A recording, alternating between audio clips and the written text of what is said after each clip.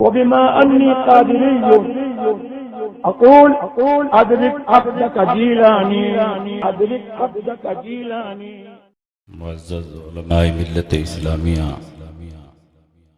तालिबान उलूम नबविया, जुमला सामीन व हाज़रीन, अस्सलामु अलैकुम व रहमतुल्लाहि व बरकातुहू।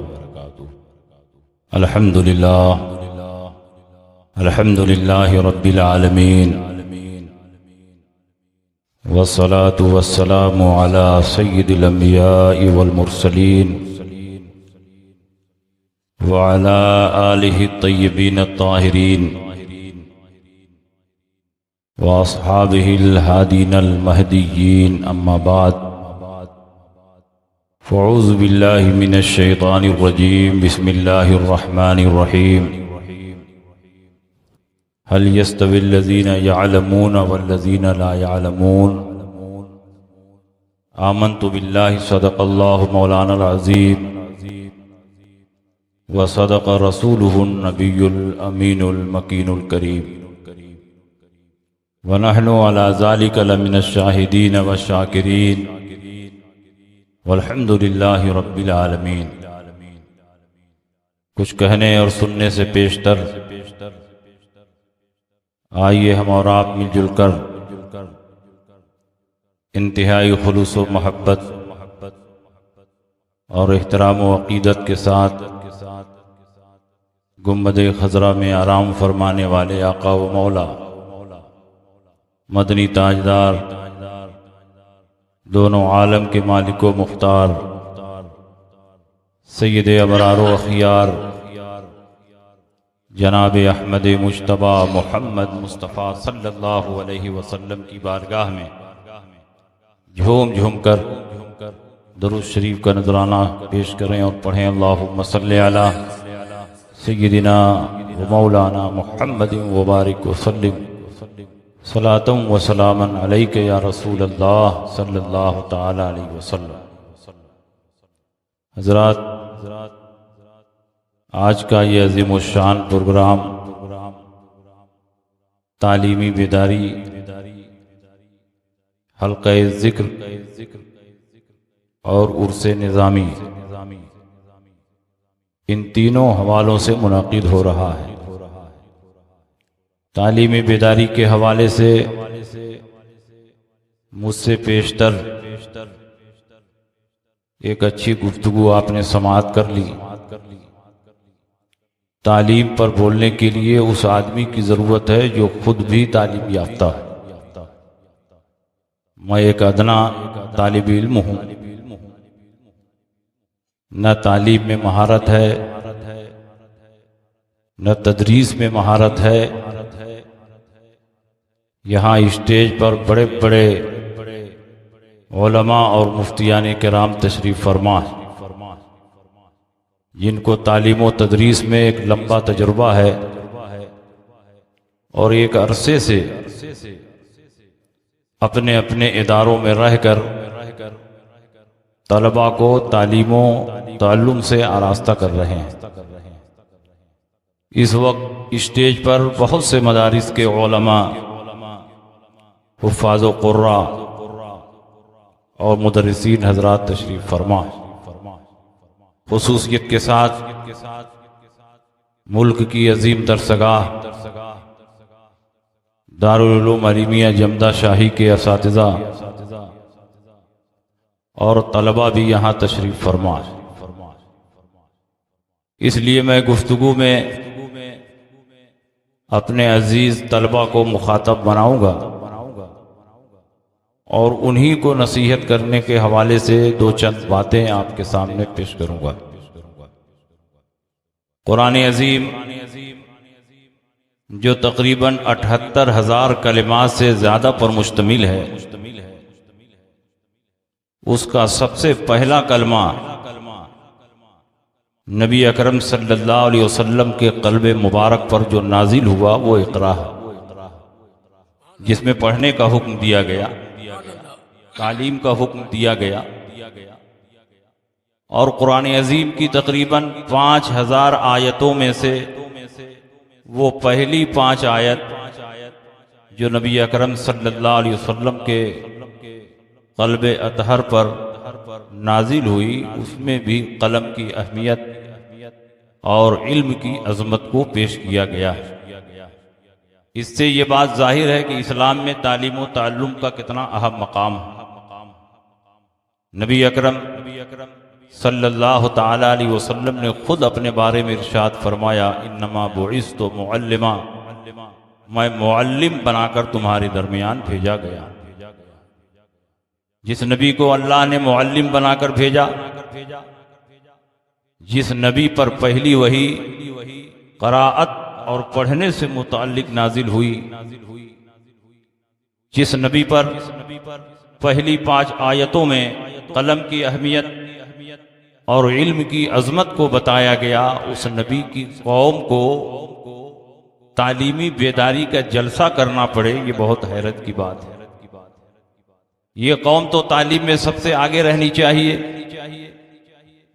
क्योंकि नबी अकरम सल्लल्लाहु ताला अलैहि वसल्लम ने इल्म की अहमियत को मुख्तलिफ मौके पर जिस अंदाज में उजागर फरमाया है, वो अहले इल्म पर मख्फी नहीं है।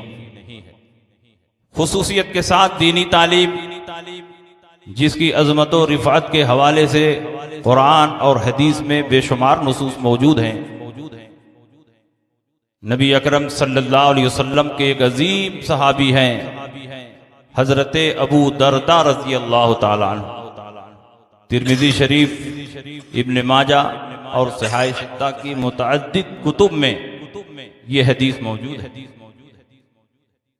इसके रावी हजरत कसीर इब्न कैस हैं। वो फरमाते हैं, मैं दिमश्क की जामे मस्जिद में हजरत अबू दरदा रज़ी अल्लाह ताला अन्हु के पास बैठा हुआ था कि एक शख्स मदीना मुनव्वरा से तशरीफ लाए और उन्होंने फरमाया, इन्नी जिअतुका मिन मदीनति रसूल सल्लल्लाहु अलैहि वसल्लम, मैं आपके पास मदीनतुर रसूल सल्लल्लाहु अलैहि वसल्लम से आ रहा। वमा जिअतु लिहाजतिन, किसी जरूरत से नहीं आया, किसी काम से नहीं आया। इन्नमा जिअतुका लिहदीसिन तुहद्दिसुहु अन रसूलिल्लाहि सल्लल्लाहु अलैहि वसल्लम, सिर्फ एक हदीस सुनने के लिए मदीना मुनव्वरा से दिमश्क आया हूं, जिस हदीस को आप रसूलुल्लाह सल्लल्लाहु अलैहि वसल्लम के हवाले से बयान करते।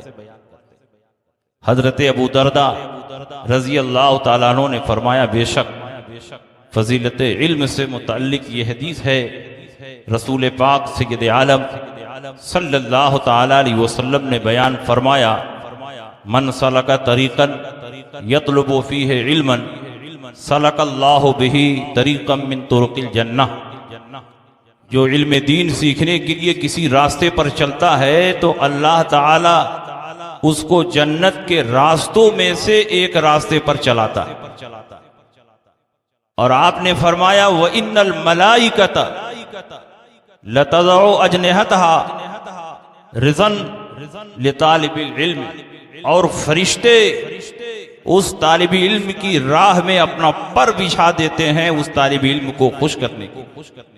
दुनिया का मिजाज ये है, तरक्की याफ्ता कौमों का मिजाज ये है कि जब अजीमुशान मेहमान उनके दरमियान आता है तो रेड कारपेट बिछा करके उसका इस्तकबाल किया जाता है।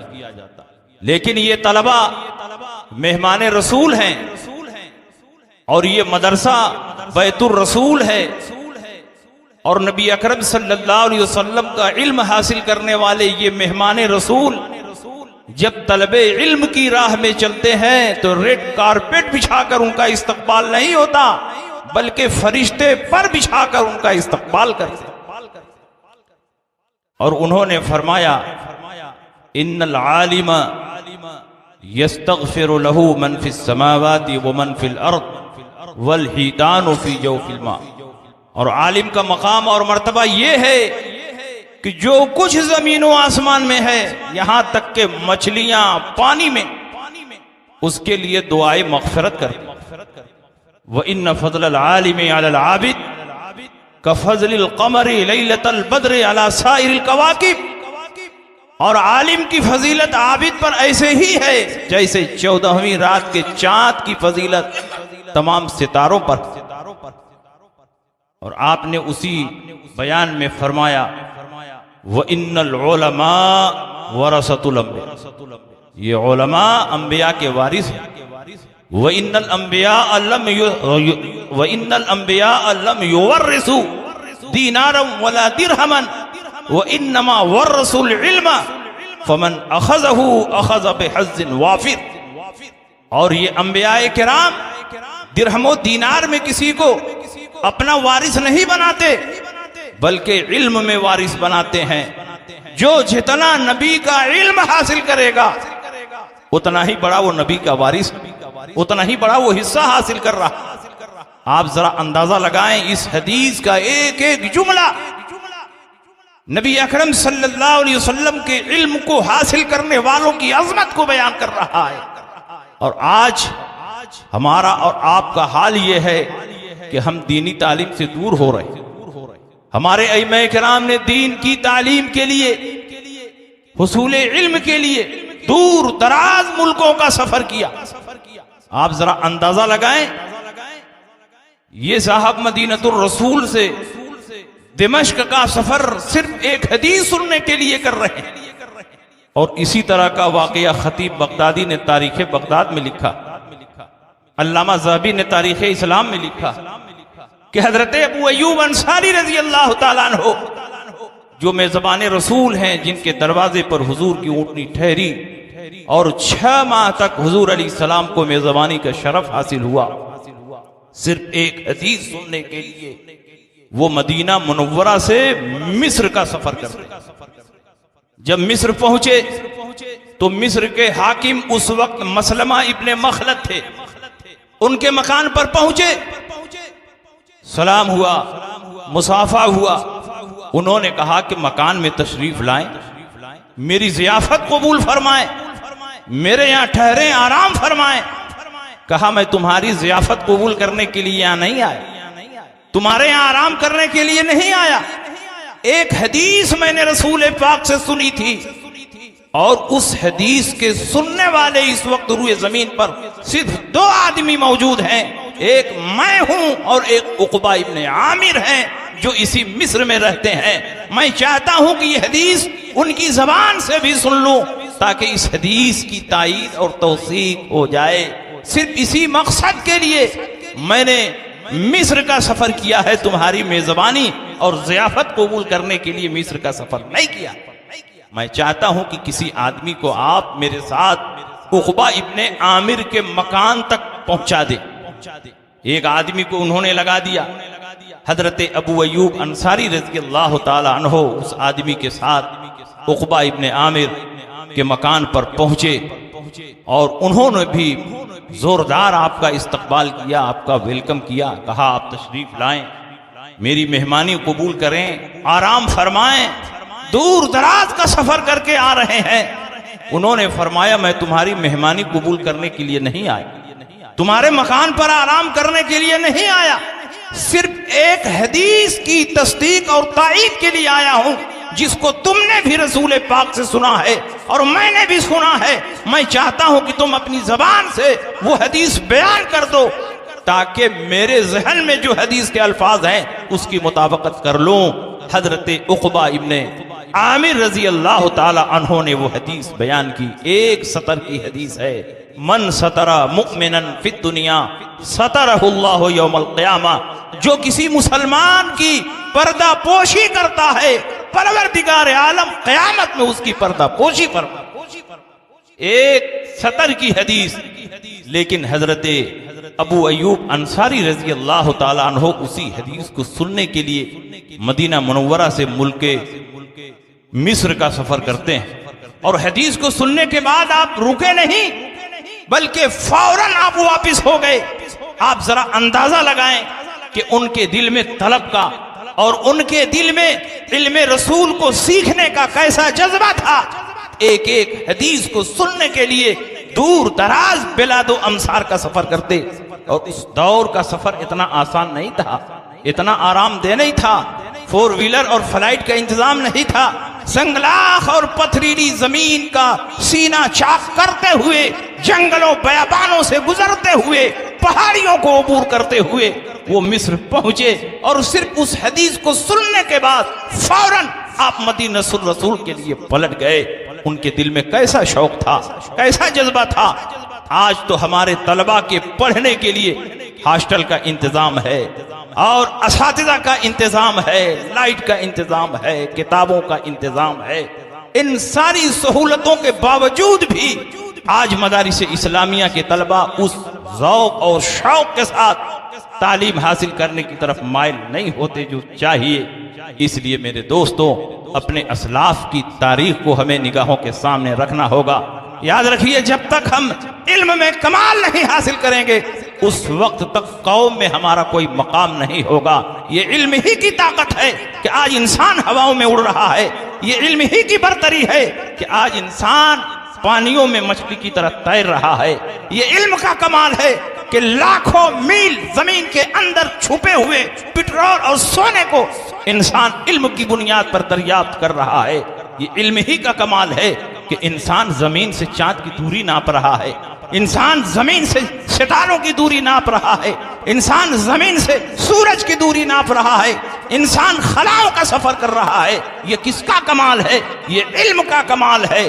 तो अगर दुनिया के इल्म में आदमी कमाल हासिल करे तो आसमान की बुलंदियों पर पहुंच सकता है।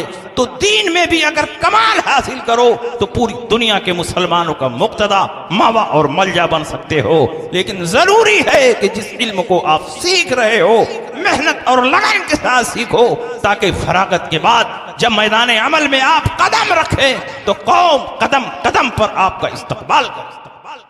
और याद रखिए, दीनी तालीम सीखने के लिए असातिज़ा का एहतराम और अदब भी जरूरी। जब तक असातिज़ा का एहतराम और उनका अदब हमारे दिल में पैदा नहीं होगा उस वक्त तक हम नूरे इल्म से अपने सीना को मुनव्वर नहीं कर सकते, बरकते इल्म से अपने आप को मामूर नहीं कर सकते। और ये मैं अपनी तरफ से नहीं कहता, बल्कि हमारे असलाफ की तारीख हमारी निगाहों के सामने। खलीफा हारून रशीद का नाम आपने सुना होगा कि नहीं? मैं आज कोई घनघरज वाली तकरीर नहीं करने के लिए आया, बहुत इस्लाही अंदाज में तालीम के हवाले से दो चंद बातें आपके सामने पेश करना चाहता। खलीफा हारून रशीद वो खलीफा है जिसके नाम से बड़ी बड़ी ईसाई सल्तनतें कांपती थी, जिसके दौर में किसी भी हुकूमत को खलीफा से टकराने की जुर्रत नहीं होती, लेकिन उस खलीफा के दिल में उलमा का ऐसा एहतराम होता, ऐसी ताजीम और तकरीम होती कि जब खलीफा हारून रशीद के दरबार में उलमा आते तो खलीफा उनकी ताजीम में खड़ा हो जाता और उनको अपने बगल में बिठाता। कुछ दुनियादार किस्म के दरबारियों को ये बात नागवार गुजरती थी कि उलमा आते हैं तो खलीफा उनकी ताजीम में खड़े हो जाते हैं। उन दरबारियों ने मशवरा दिया कि हुजूर, उलमा की ताजीम में आप खड़े हो जाते हैं, इससे रोबे शाही पर फर्क आ जाता, आपकी अजमत में कमी आ जाती है, शाही वकार मजरूह होता है। खलीफा हारून रशीद ने कहा, तुमने कितनी बुरी बात कही।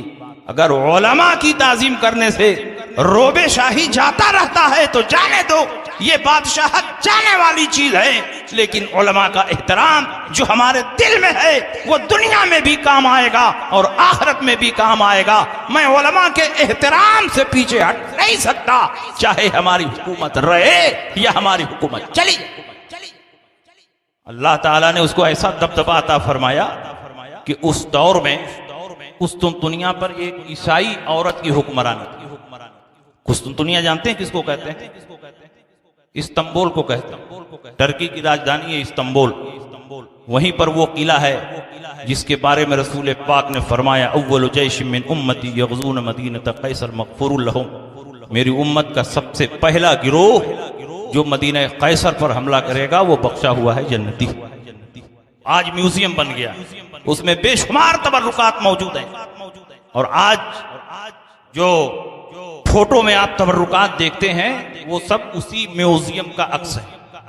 वहां हुजूर अलैहि सलाम का अमामा शरीफ है, हुजूर अलैहि सलाम के नालैने पाक हैं, हुजूर अलैहि सलाम का दंदाने मुबारक है, असाए मूसा है, हजरत फातिमा का कुर्ता है, खुलफाए राशिदीन की तलवारें हैं, शाह मकूकस के नाम हुजूर अलैहिस्सलाम ने जो खत लिखा था बादशाह मिस्र के नाम वो खत भी है, और भी बेशुमार तबर्रुकात वहां पर मौजूद हैं। बाबू तौबा का पट है, मिजाब रहमत के कुछ टुकड़े हैं, और खाने काबा के दरवाजे की चाबी और उसकी कुछ दूसरी चीजें भी महफूज हैं। और उन बादशाहों ने उन तबर्रुकात को बहुत समेट कर हिफाजत के साथ आज तक बरकरार रखा है।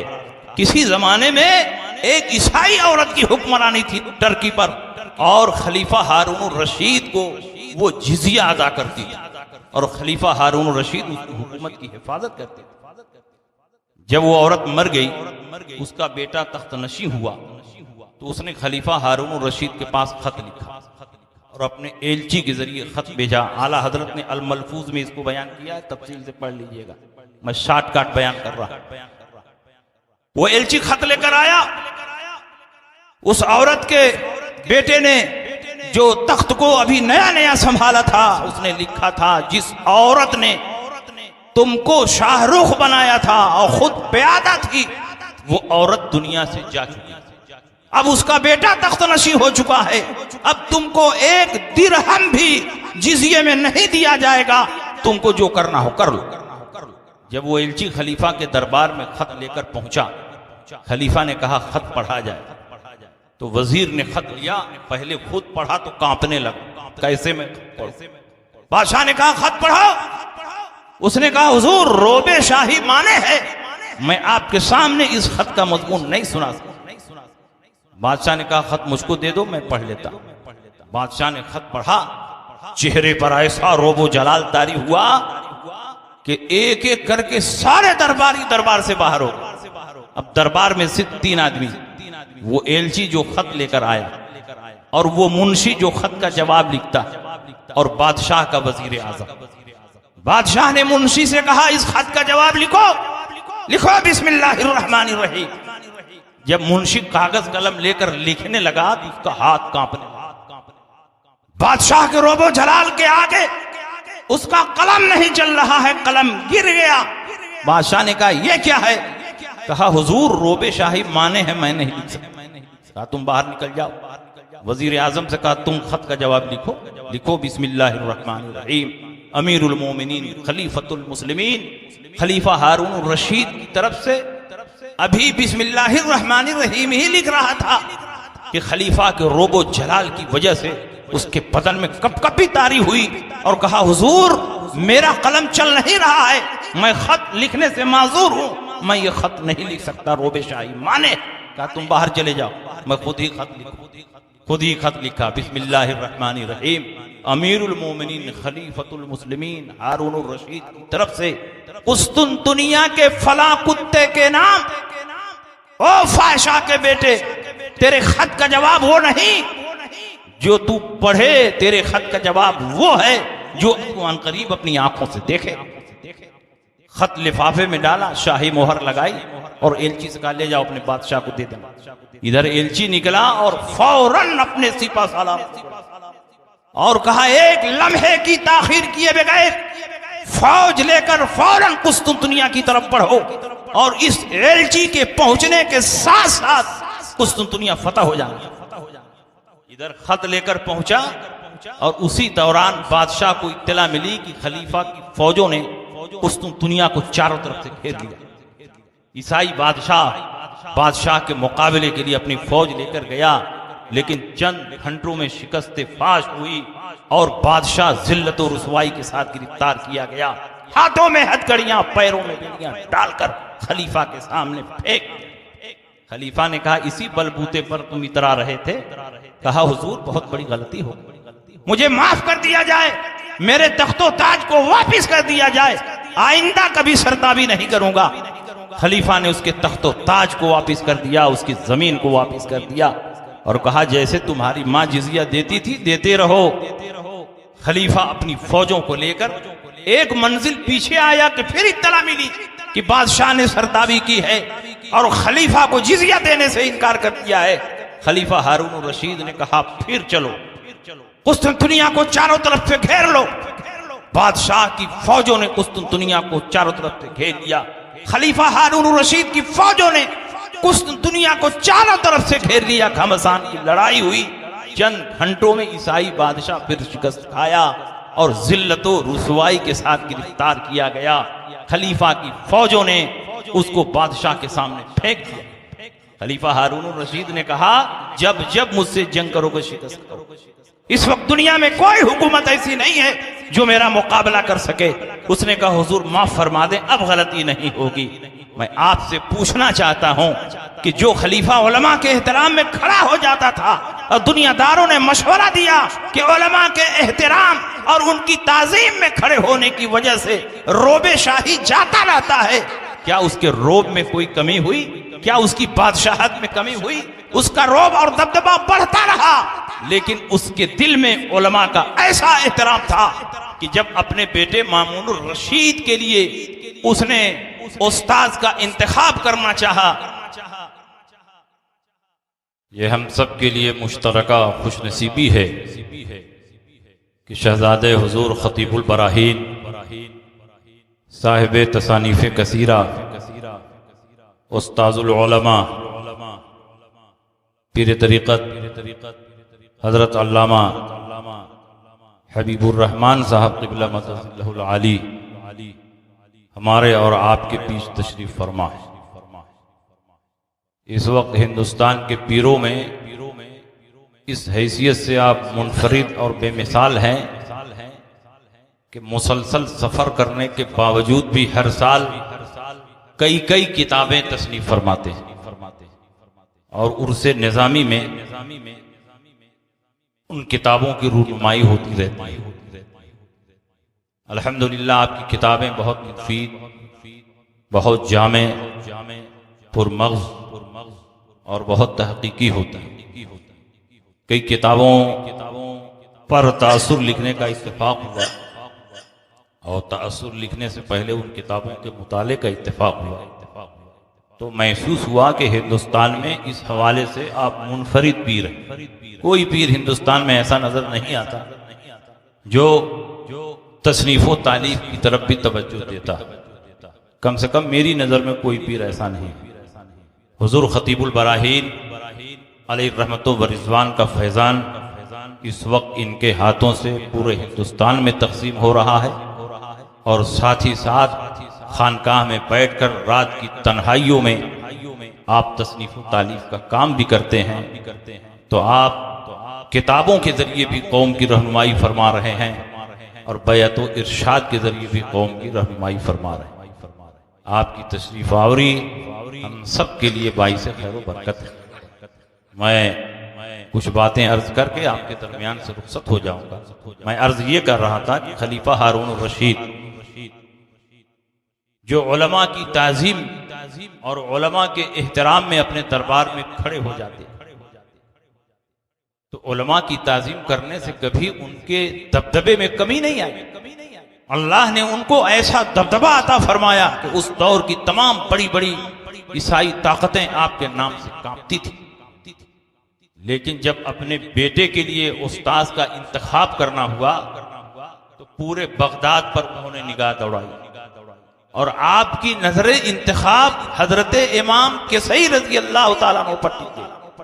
हजरत इमाम किसई कुर्राए सबा में से एक और हजरत इमाम मोहम्मद के खालाजाद भाई, और उस दौर के कारी सिर्फ कारी नहीं होते थे, उस दौर के जो कारी होते थे वो बहुत बड़े फकीह, मुहद्दिस और लुगत के इमाम होते थे।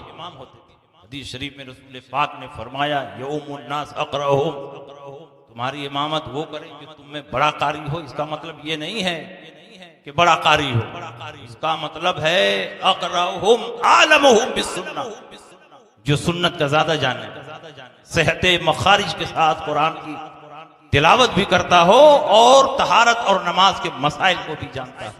अक़रअहुम का माना आलम। तो उस दौर के कुर्रा बहुत बड़े फकीह और बहुत बड़े मुहद्दिस भी होते थे और मुख्तलिफ रिवायतों के साथ कुरान को पढ़ने का मलका भी। हजरत इमाम किसई पर नजर टिक गई। खलीफा ने हजरत इमाम किसई से कहा, हुजूर मैं चाहता हूं कि आप मेरे बेटे मामून रशीद को तालीम दे और दरबार शाही में आकर तालीम दे। और उस दौर में खलीफा हारून रशीद के दरबार में पढ़ाना ये कोई मामूली इज्जत की बात नहीं थी। उस दौर में बड़े बड़े उलमा चाहते थे कि खलीफा के दरबार तक हमारी रसाई हो और बादशाह का मैं अतालीक मुकर्रर हो।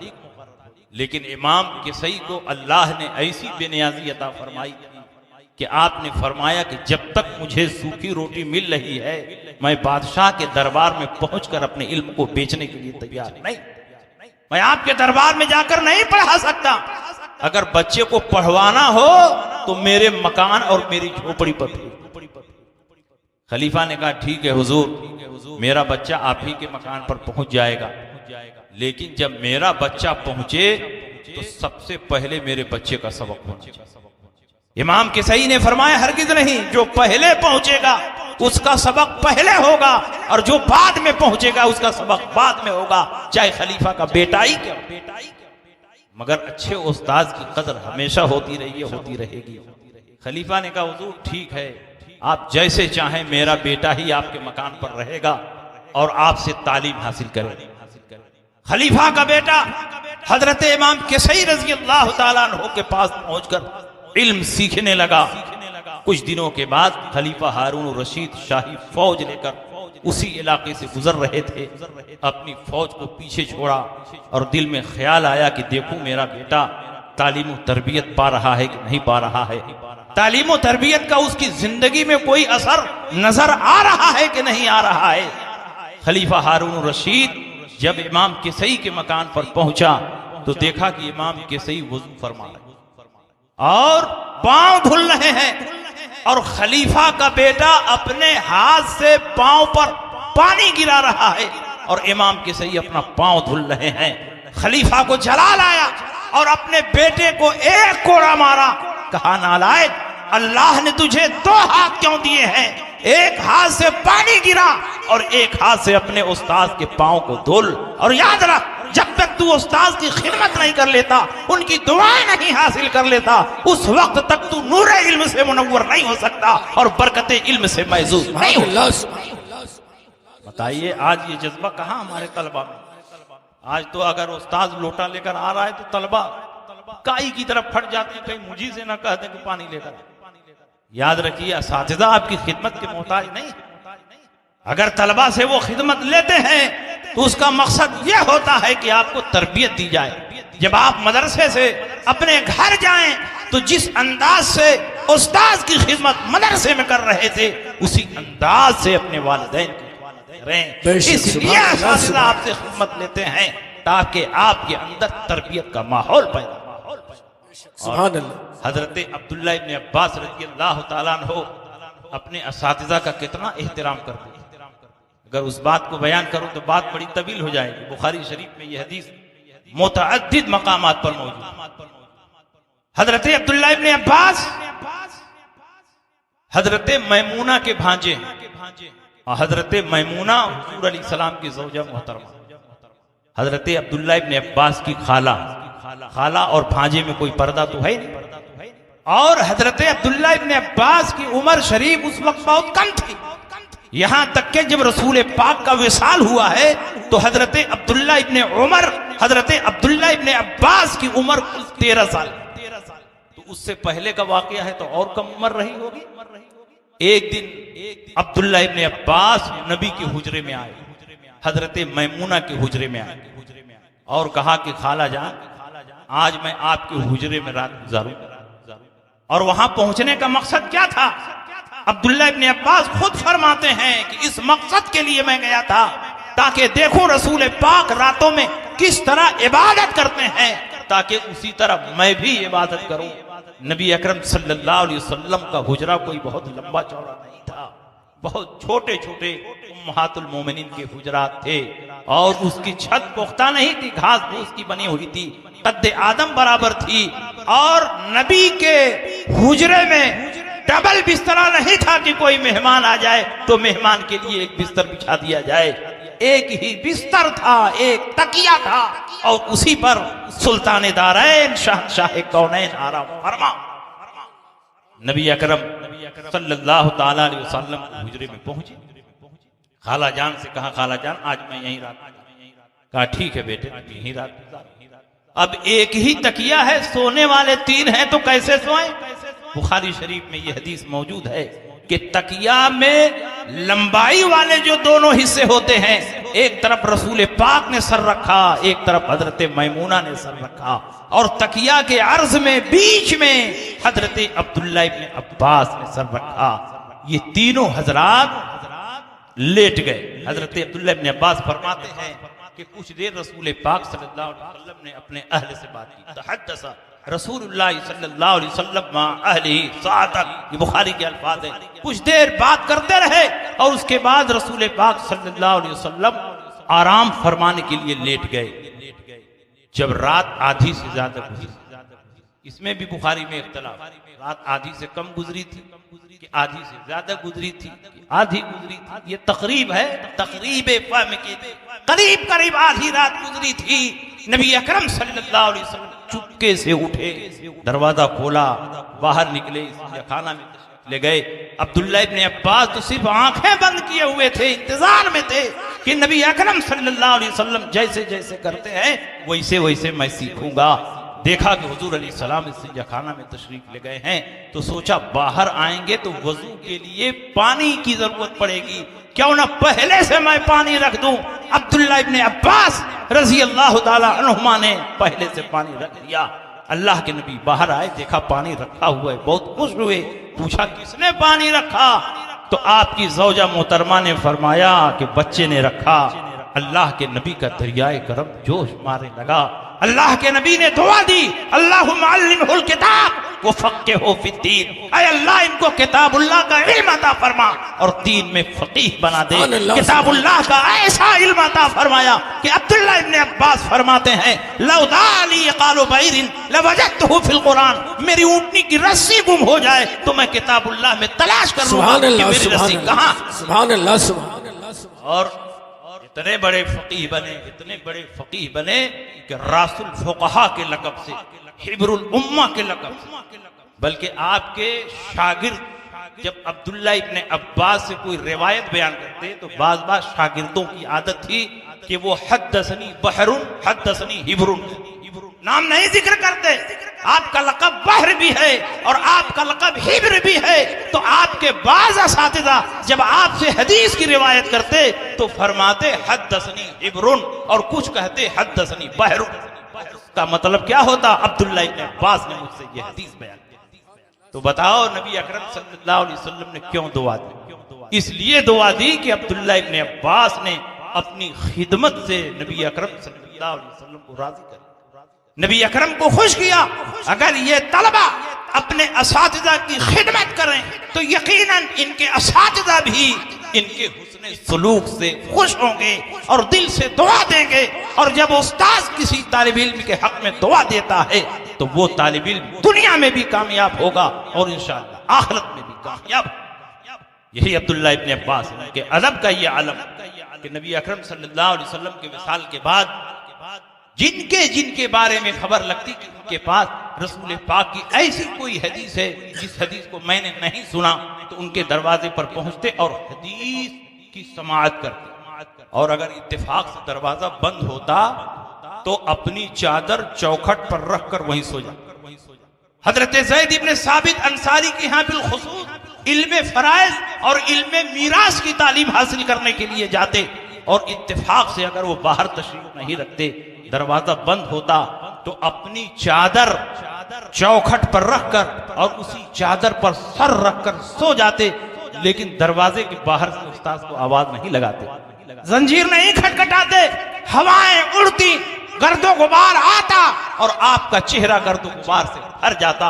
लेकिन अब्दुल्ला इब्न अब्बास न उस्ताद की चौखट छोड़ते न उस्ताद को दरवाजे के बाहर से पुकारते। और जब ज़ैद इब्न साबित अंसारी दरवाजा खोलकर बाहर निकलते और देखते कि अब्दुल्ला इब्न अब्बास चौखट पर लेटे हुए हैं तो झुककर उनको उठाते और फरमाते, या इब्न अम्मे रसूलिल्लाह, ऐ रसूलुल्लाह के चचा के बेटे, आपने मुझे इत्तला क्यों नहीं करा दी? आपने दरवाजे के बाहर से आवाज क्यों नहीं लगा दी? फौरन मैं आता, आपको अंदर ले जाता और आपको पढ़ा देता। अब्दुल्ला इब्ने अब्बास फरमाते कि उस्ताद के दरवाजे को खटखटाना और बाहर से उस्ताद को पुकारना ये अदब के खिलाफ है, और नबी ने हमें ये तालीम दी है कि जिससे तुम इल्म सीखते हो उसका एहतराम करो, उनकी ताज़ीम करो। बेशक सुभान अल्लाह सुभान अल्लाह। अब्दुल्ला इब्ने अब्बास ने जो अदब पेश किया, ये वही अदब है जो सहाबा ने नबी की बारगाह में पेश किया, जिसका जिक्र सूरह हुजरात में है। या अय्युहल्लज़ीना आमनू ला तरफ़अू अस्वातकुम फ़ौक़ सौतिन नबी वला तजहरू लहू बिलक़ौल कजहरि बादिकुम लिबाद अन तहबता अमालुकुम व अंतुम ला तशऊरून इन्नल्लज़ीना यग़ुद्दूना अस्वातहुम इंद रसूलिल्लाहि उलाइकल्लज़ीना इम्तहनल्लाहु क़ुलूबहुम लित्तक़वा लहुम मग़फ़िरतुन व अजरुन अज़ीम इन्नल्लज़ीना युनादूनका मिन वराइल हुजुरात अक्सरुहुम ला यअक़िलून वलौ अन्नहुम सबरू हत्ता तख़रुजा इलैहिम लकाना खैरन लहुम वल्लाहु गफ़ूरुर रहीम। सुभान अल्लाह सुभान अल्लाह। सारे उलमा बैठे हैं, सबको तर्जुमा मालूम। ये वही अदब है जो सहाबा ने नबी की बारगाह में पेश किया था, और उसी अदब को अब्दुल्ला इब्ने अब्बास ने अपने उस्ताद की बारगाह में पेश किया। इसका मतलब ये हुआ कि तालिब इल्म जितना मुअद्दब होगा, जिस कदर उस्ताद का एहतराम करेगा, उसी कदर वो कामयाब भी होगा। और याद रखो, आदमी अपनी अक्ल की बुनियाद पर, अपनी सलाहियत की बुनियाद पर, अपनी मेहनत की बुनियाद पर इल्म तो हासिल कर सकता है, लेकिन इल्म की बरकतें उसी वक्त मिलेंगी जबकि तुम उस्ताद की खिदमत करो और उस्ताद से दुआएं।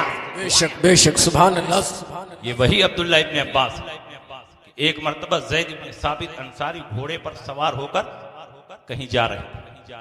अब्दुल्ला इब्ने अब्बास घोड़े की रस्सी पकड़कर आगे आगे चल रहे।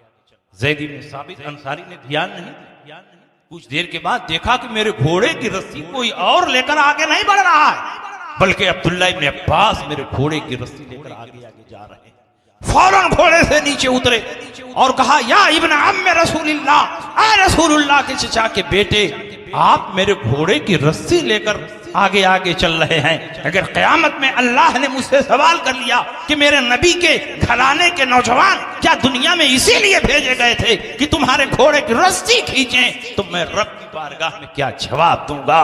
तो अब्दुल्ला इब्ने अब्बास ने फरमाया, नबी ने हमें तालीम दी है कि जिनसे इल्म सीखते हो उनका एहतराम करो, और उस्ताद के घोड़े की रस्सी को आगे आगे लेकर चलना यह भी उस्ताद का एहतराम है। इसलिए मैंने ये काम किया है। हजरत ज़ैद इब्ने साबित अंसारी ने फौरन उनके हाथ को बोसा दिया और कहा, अगर नबी ने अपने खानदान के नौजवानों को यह तालीम दी है कि उस्ताद का एहतराम करो, तो हम सहाबा को भी ये तालीम दी है कि अहले बैत नबूवत का इस तरह बताइए, ये जज्बा हमारे अंदर, ये हौसला हमारे अंदर है। और याद रखिए, आज तो इल्म सीखने के लिए बड़ी फरावानी है।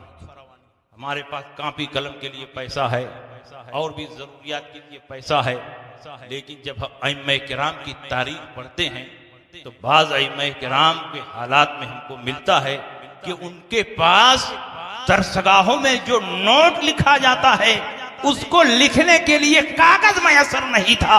वो बड़ी बड़ी हड्डियों को साफ करके, पाक करके, सुखा करके उसके ऊपर वो नोट लिखा गया। आप हजरत इमाम शाफी के हालात को पढ़ लीजिए। हजरत इमाम शाफी रज़ी अल्लाह ताला अन्हो गज़ा में पैदा हुए। फलस्तीन में एक शहर है गज़ा, वहां पैदा हुए। 2 साल की उम्र को पहुंचे कि वालिद का इंतकाल, आप यतीम हो गए। आपकी किफालत आपकी वालिदा मोहतरमा ने, और चूंकि हजरत इमाम शाफी का ताल्लुक खानदान कुरैश से था जो मक्का मुकर्रमा में आबाद था, और आपके आबाओ अजदाद गज़ा में आबाद हो गए थे। आपकी वालिदा मोहतरमा ने सोचा कि इसके वालिद का इंतकाल हो गया है, कहीं ऐसा ना हो कि मेरे बेटे को कुछ तकलीफ पहुंच जाए, अपने खानदान वालों में पलट कर जाना चाहिए। तो आपकी वालिदा मोहतरमा आपको लेकर गज़ा से मक्का मुकर्रमा आई, और मक्का में जब आप सिन्ने शुऊर को पहुंचे तो बड़े बड़े मुहद्दिसीन की बारगाह में भेजकर उनकी तालीम और तरबियत का आगाज फरमाया। हजरत इमाम शाफी रज़ी अल्लाह ताला अन्हो के पास कागज नहीं था कि उस पर नोट लिख सके, तो आप इधर उधर जाते और ऊंटों की बड़ी बड़ी हड्डियां तलाश कर लाते, उसको साफ करते, खुलते, और जब वो हड्डियां सूख जाती तो उसी के ऊपर नोट लिखते। कौन जानता था कि जो बच्चा हड्डियां तलाश कर रहा है एक वक्त आएगा कि फिक्र का इतना बड़ा इमाम होगा, इतना बड़ा इमाम होगा कि पूरी दुनिया में उसके मुक़ल्लिदीन फैल जाए। एक मर्तबा मक्का मुकर्रमा में जब आप मुकीम थे, हज के इरादे से गए, मिना में एक बूढ़े आदमी से मुलाकात हो गई। कुछ देर गुफ्तगू हुई तो हजरत इमाम शाफी को मालूम हुआ कि ये मदीना मुनव्वरा के रहने वाले, तो और शौक के साथ उनसे गुफ्तगू करने लगे। बूढ़े मियाँ ने कहा कि मेरी दावत कबूल कर। इमाम शाफी ने कहा ठीक है, आपकी दावत कबूल है। बस दोनों वहीं चादर बिछा कर बैठे और बूढ़े मियाँ ने अपना झोला खोला और सूखी रोटी निकाला सामने, कहा लो खाओ। हजरत इमाम शाफी ने सूखी रोटी खाई और खाने के दौरान पूछते रहे कि मदीना मुनव्वरा में एक बहुत बड़े इमाम हैं, उनका नाम इमाम मालिक है, आप उनको जानते हैं? कहा बिल्कुल मैं जानता हूं, 12 मस्जिद नबवी में मुलाकात हुई है। कहा उनका रंग कैसा है? कहा बहुत गोरे और खूबसूरत है। कहा उनकी दाढ़ी कैसी है? कहा बिल्कुल सफेद है। उनका कद कैसा है? बहुत लंबे कद के हैं। लिबास कैसा पहनते हैं? सफेद लिबास पहनते हैं। उनके बारे में इस कदर पूछने लगे कि बूढ़े ने कहा कि लगता है कि तुमको इमाम मालिक से बड़ी मोहब्बत है। कहा बहुत मोहब्बत है। तो कहा जाके मुलाकात क्यों नहीं कर लेते? तो कहा मैं बहुत गरीब आदमी हूं, मक्का से मदीना जाने का खर्च नहीं मेरे। तो कहा घबराओ नहीं, मेरे साथ जो काफिला आया है उस काफिले में एक आदमी का इंतकाल हो गया है, उसका ऊंट खाली। मैं उसके घर वालों से बात करता हूं कि उस ऊंट पर सवार होने की तुमको इजाजत दे दें और उसी ऊंट पर बैठकर तुम मदीना मुनव्वरा जाओ और इमाम मालिक से मुलाकात करो। हजरत इमाम शाफी ने कहा बहुत अच्छा होगा कि आप बात कर लें। उस बूढ़े ने ऊंट के मालिकों से, वारिसों से बात की। उन्होंने कहा ठीक है, ऊंट खाली जाएगा, बैठ कर। हजरत इमाम शाफी सिर्फ इमाम मालिक से मिलने के लिए निहायत बेसरो सामानी और गुर्बत के आलम में उसी ऊंट पर बैठकर मदीना मुनव्वरा पहुंचे। जब मदीना मुनव्वरा पहुंचे तो सीधे मस्जिद नबवी में गए।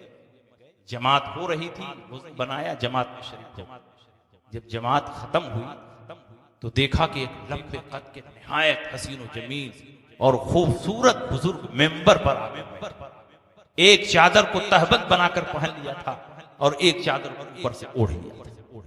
आपने कयास से समझ लिया कि यही इमाम मालिक है, क्योंकि उस बूढ़े ने जितनी अलामतें और निशानियां बताई थी वो सारी अलामतें और निशानियां मौजूद हैं। उसके बाद हजरत इमाम मालिक ने दर्स देना शुरू किया और पूरी मस्जिद आपके शागिर्दों से खचाखच भरी। हजरत इमाम मालिक काला काला रसूलुल्लाह सल्लल्लाहु अलैहि वसल्लम एक पर एक हदीस, एक पर एक हदीस बयान करते चले जाए। उन दिनों इमाम मालिक हदीसों का इमला करवा, हदीसें लिखवा रहे थे और आपके तलामिज़ा मस्जिद नबवी शरीफ में बैठकर कागज पर कलम से हदीसें लिख रहे थे। लेकिन इमाम शाफी के पास न कागज था न कलम, अपनी हथेली पर उसी तिनके से न स्याही है न कलम है, सिर्फ लिखते ताकि लिखने वालों से तशब्बुह हासिल हो। जब अजान का वक्त हुआ, मजलिस बर्खास्त, सारे शागिर्द अपनी अपनी कापी रखकर वजू करने के लिए चले। हजरत इमाम शाफी फरमाते कि मेरा वजू था, मैं अपनी जगह पर बैठा रहा। हजरत इमाम मालिक ने फरमाया नौजवान मेरे पास आओ। हजरत इमाम शाफी गए, कहा तुम अपनी हथेली पर क्या लिख रहे? कहा हुजूर जो हदीसें आप इमला करवा रहे थे वही हदीसें लिख रहा हूं। कहा हथेली दिखा। हथेली दिखाया तो उस पर कुछ है।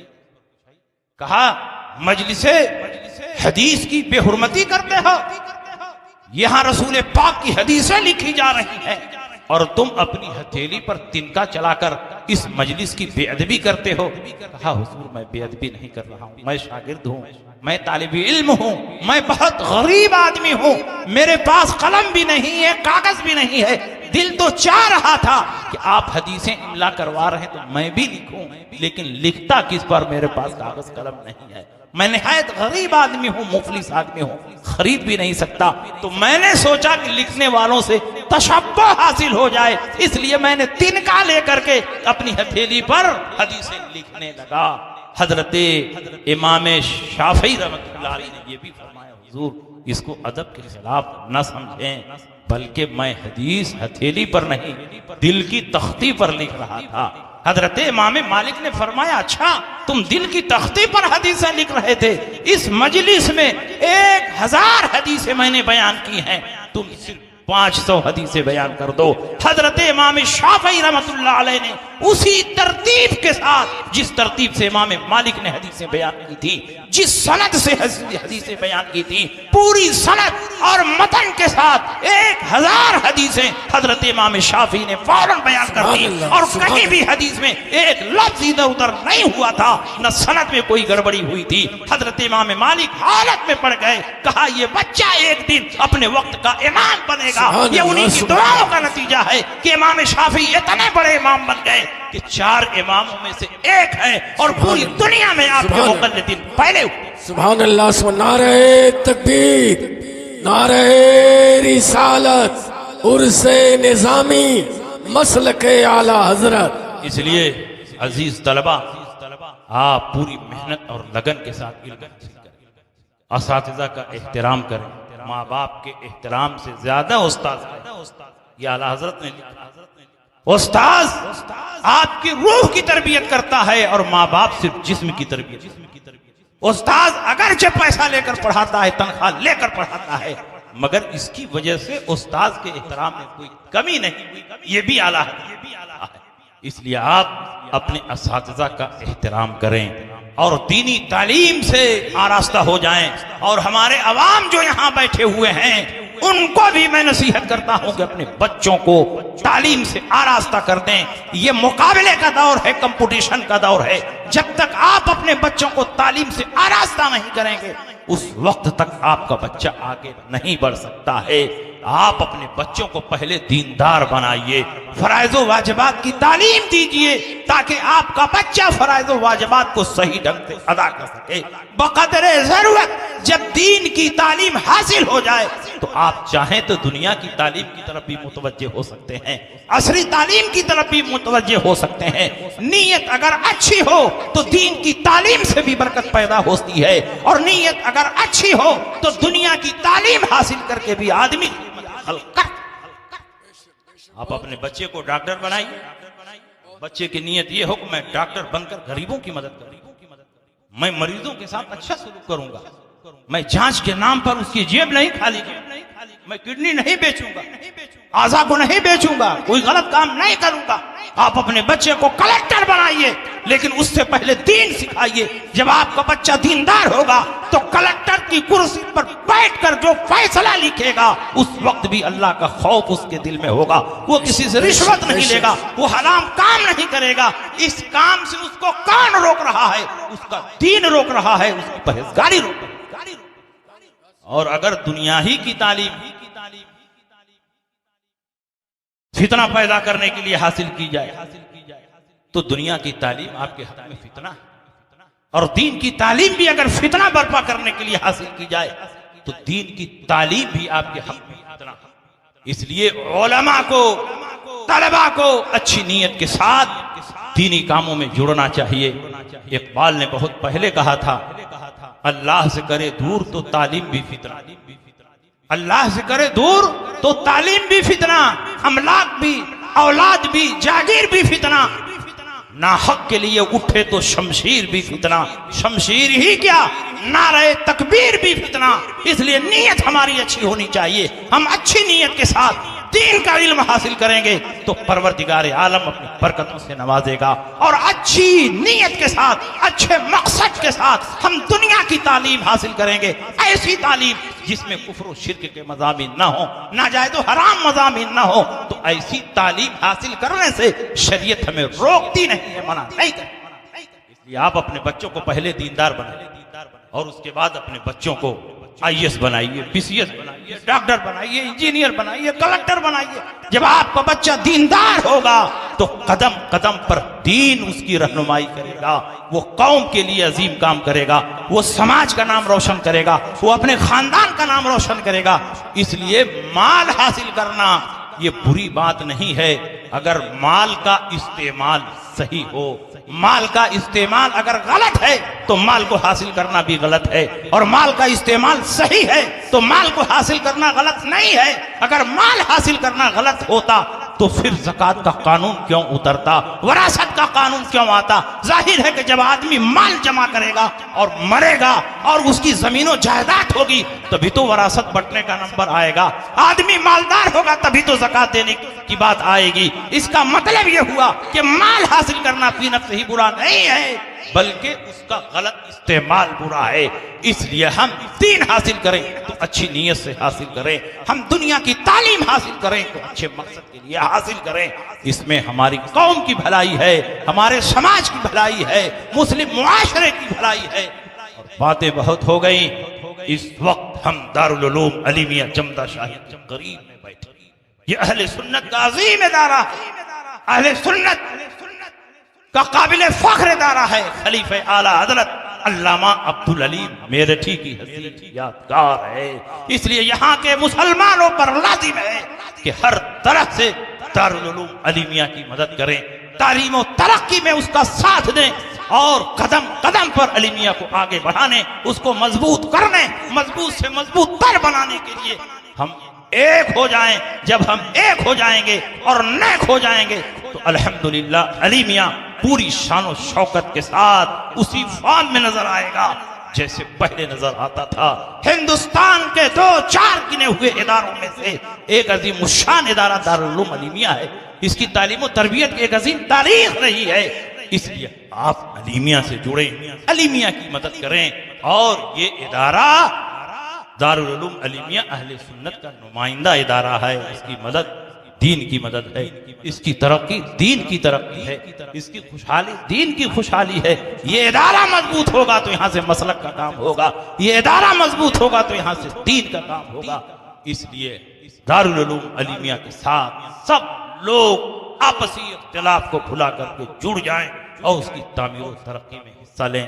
बातें बहुत है कहने की, बस इन्हीं बातों के साथ अपनी तकरीर खत्म करता हूँ। और अल्हम्दुलिल्लाह यहाँ हल्का जिक्र भी होगा, आपको भागना नहीं है।